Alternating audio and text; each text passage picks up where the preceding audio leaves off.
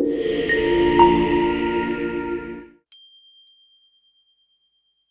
it's Patrick with the Perfect Franchise. We're going to talk about 10 essential things to consider, sort of the checklist, if you will, before you decide you want to become a franchise owner. So, first one is self assessment, also goal setting, the reason why you're going to become a franchise owner. So, thinking about that, making a clear expectation of what you expect from becoming a franchise owner. Second thing you want to talk about is your financial readiness, having a conversation with lending partners, funding partners, understanding your net worth, all those things, where your funding is going to come from. Are you going to talk about an SBA loan? Are you going to talk about tapping into 401ks or IRAs as far as funding goes? And thirdly, now thinking about research and industry. So knowing what franchises to investigate, industries, so on and so forth. Also the role that you're going to play in that particular franchise. And then that discovery process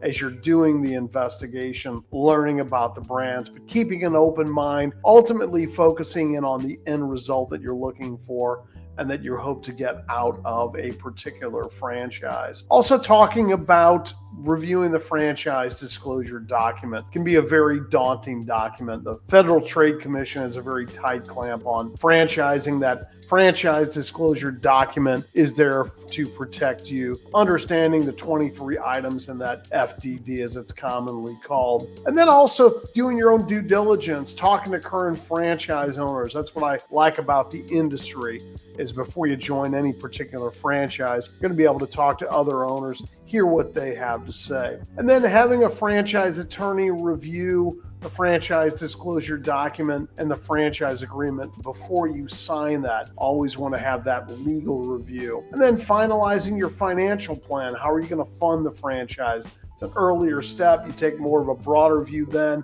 and now you're going to get into some specifics on exactly how you're going to fund your franchise startup. And then get to that point once you start to figure out a location. If it's a physical location, you go through the lease selection, site selection, negotiation, build out, all those sorts of things. And then signing the franchise agreement, preparing for launch. Those are all factors that you want to consider as you're going through this process.